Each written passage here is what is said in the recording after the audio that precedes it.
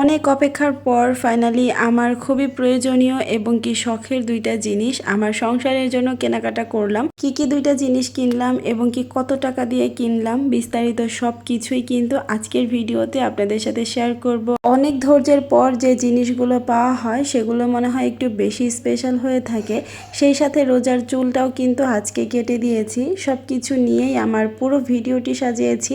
আশা করি আজকের ভিডিওটি আপনাদের সবার কাছে অনেক বেশি ভালো লাগবে এবং কি সবাই পুরো ভিডিও জুড়ে আমার সাথেই থাকবেন। আসসালামু আলাইকুম, কেমন আছেন প্রিয় অপরা?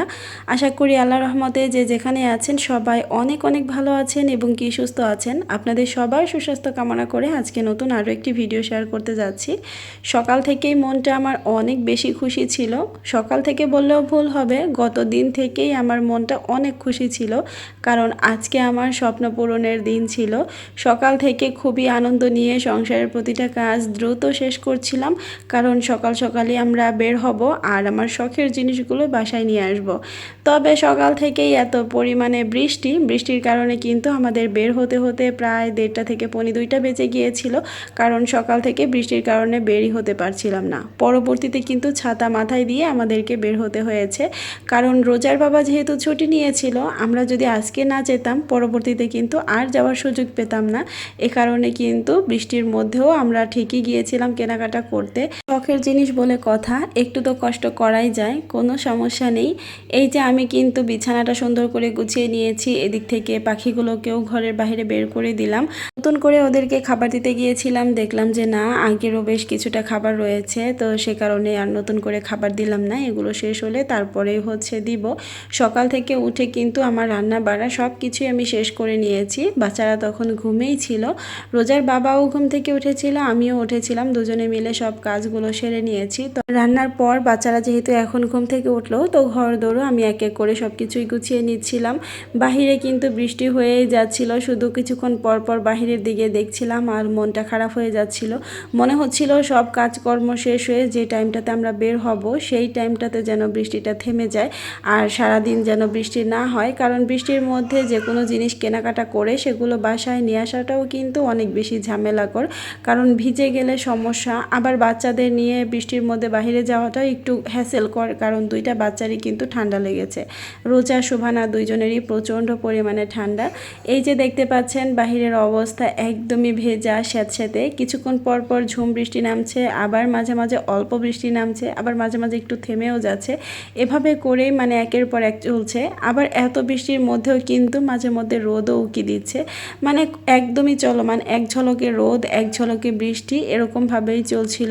এই যে খাওয়া দাওয়া শেষ করে রোজাকে শুভানাকে রেডি করিয়ে দিয়েছি, বৃষ্টি ধরলেই আমরা বের হব।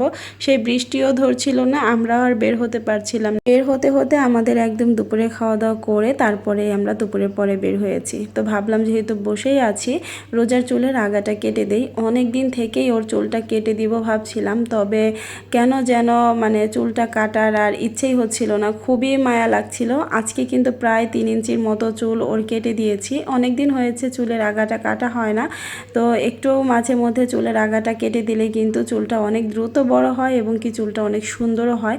মাশাআল্লাহ, রোজার চুলগুলো এত সুন্দর ঝলমলে আর এত দ্রুত বড় হচ্ছে। যেসব আপনারা বাচ্চাদের চুল এত সুন্দর করতে চাচ্ছেন এবং কি নিজেদের চুলগুলো সুন্দর করতে চাচ্ছেন, তারা কিন্তু আমাদের রোজা হেয়ার অয়েলটি চোখ বন্ধ করে নিয়ে নিতে পারেন। আমি নিজের হাতে প্রাকৃতিক 35টি উপাদান দিয়ে আমাদের রোজা হেয়ার অয়েলটি তৈরি করে থাকি। আমাদের তেল আপনাদের চুল পড়া বন্ধ করবে, নতুন চুল গজাবে, চুল অনেক দ্রুত লম্বা করবে, চুলের খুশকি দূর করবে, সেই সাথে চুল অনেক বেশি সফট শাইনি সিল্কি করবে। আমাদের এই তেল কিন্তু 2 বছর প্লাস বেবি থেকে শুরু করে যে কোনো বয়সী ছেলে মেয়ে সবাই ব্যবহার করতে পারবে। 2টা বোতল একসাথে নিলে একটা বিশেষ ডিসকাউন্টও কিন্তু থেকে যাচ্ছে। স্ক্রিনে আমি ইমো হোয়াটসঅ্যাপ নাম্বারটা দিয়ে দিলাম, সেই নাম্বারে যোগাযোগ করে আপনারা অর্ডারটি কনফার্ম করতে পারবেন এবং কি আমাদের হেয়ার অয়েলের পেজ লিংক আমি ফার্স্ট কমেন্টে দিয়ে দিব। সেখান থেকে আপনারা চাইলে আমাদের পেজটা ভিজিট করে ঘুরে দেখে সেখান থেকেও কিন্তু অর্ডারটি কনফার্ম করতে পারবেন, আপনাদের যেভাবে সুবিধা হয় সেভাবে। দুপুরে খাওয়া দাওয়া শেষ করে আমরা কিন্তু রেডি হয়ে গিয়েছি, এখন আমরা বেরিয়ে পড়ব। বাসা থেকে দেখলাম যে একদমই ভালো, যখনই আমরা নিচে নেমেছি পার্কিং থেকে বের হব তখনই দেখি বৃষ্টি শুরু হয়ে গেছে। ওখানে আমরা প্রায় 10-15 মিনিটের মতো দাঁড়িয়েছিলাম, এরপর ছাতা নিয়ে বেরিয়ে পড়েছি। তো কিছুই করার নেই, বের হতেই হতো। ফাইনালি আমরা কুমিল্লাতে চলে এসেছি প্রায় 1 ঘন্টা বা তার একটু বেশি সময় জার্নি করে তারপরে আমরা কুমিল্লাতে এসেছি। আমরা কিন্তু বেশ কয়েকটা দোকান ঘোরাঘুরি করেছি, দাম যাচাই বাছাই করেছি, তারপরে এই দোকানটাতে আমাদের সব থেকে রিজনেবল প্রাইজের মধ্যে মনে হয়েছে। পরবর্তীতে এখান থেকেই কিন্তু আমরা নিয়ে নিচ্ছি। আমি হচ্ছে একটা হায়ারের 9 কেজির ওয়াশিং মেশিন নিয়েছি, সেই সাথে হায়ারের একটা 32 ইঞ্চির টিভি নিয়েছি। অনেক আপুরাই প্রাইসটা জানতে চাবেন। আমি হচ্ছে হায়ারের 9 কেজির এই ওয়াশিং মেশিনটা নিয়েছিলাম 33,500 টাকা দিয়ে। আমি অবশ্যই টপ লোডিংয়েরটা নিয়েছি, ফ্রন্ট লোডিংয়েরটা আর একটু বেশি প্রাইস। সেই সাথে আমার যে 32 ইঞ্চির টিভিটা সেটা হচ্ছে 27,000 টাকা নিয়েছে। জিনিস দুইটা কিন্তু কেনা হয়ে গিয়েছে, এরপর ওয়াশিং মেশিনটা ভ্যানে করে দিয়ে দিচ্ছিলাম, এটা আমাদের বাসায় পৌঁছিয়ে দিবে। আর টিভিটা হচ্ছে আমাদের অটোতে করেই নিতে হয়েছে, মানে সিএনজি অটোতে করে যে আমরা এসেছি আমাদের হাতে করেই নিয়ে আসতে হয়েছে, কারণ রাস্তা অনেক ভাঙা ছিল, নয়তো বা টিভিটা ভেঙে যাওয়ার সম্ভাবনা ছিল। আর এই যে দেখেন রাস্তায় প্রচুর পরিমাণে বৃষ্টি হয়েছিল আসার সময়, ওয়াশিং মেশিনের উপরের যে কাভারটা সম্পূর্ণই ভিজে গিয়েছে। বাসায় আসার পরপরই কিন্তু লোকটাও এসে পৌঁছে গিয়েছে, মানে আমরা আসার পরপরই।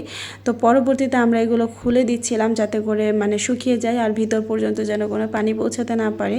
রোজার বাবা আবার খুলে একটু চারপাশটা ভালো করে দেখছিল যে সব কিছু ঠিকঠাক আছে কিনা। শোরুম থেকে বলে দিয়েছিল 24 ঘন্টার মধ্যে বাসায় লোক এসে এটাকে সেট আপ করে দিবে। তো পরের দিন সকাল সকালে কিন্তু চলে এসেছে, 11টা কি 11:30টার দিকে চলে এসেছে এই ভাইয়াটা আমাদের মেশিনটা সেট আপ করে দেওয়ার জন্য।